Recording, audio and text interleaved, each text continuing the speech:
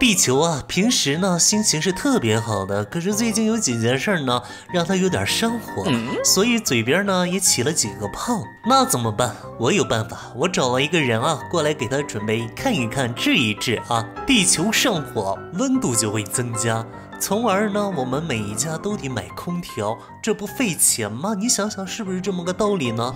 他来了，他来了！求求你了，救救地球吧！地球上火了，我们的日子也不好过。你看看他哪儿出了问题，赶紧给他治一治吧！啊！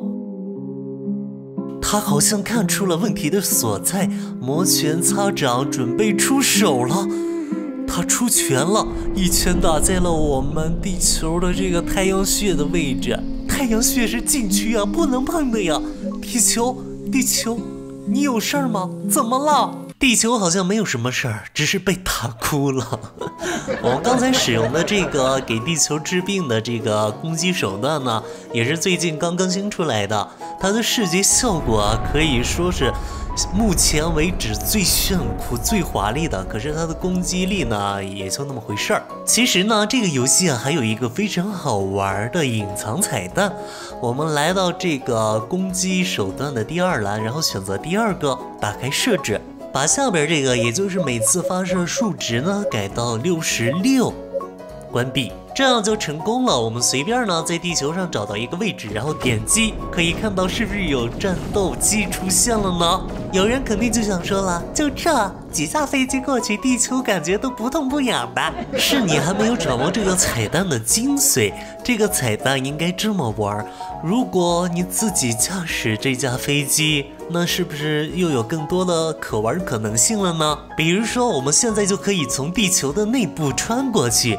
俄罗斯人干了几十年的事儿，在地球上挖了一个大坑，几十年也没挖过对面去，而我们就仅仅用了几秒钟就可以穿到地球的另一端，这是不是让人感到非常兴奋呢？说实话，我从来都没有像现在这样感觉离地球母亲近过。即使我的双脚踏在地球上，看到太阳了吗？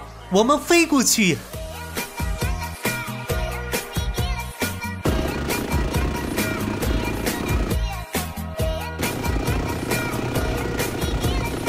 事实证明，飞到太阳上呢是不太可能的。返航，即使飞过去，我怕是到时候连渣都不剩了吧？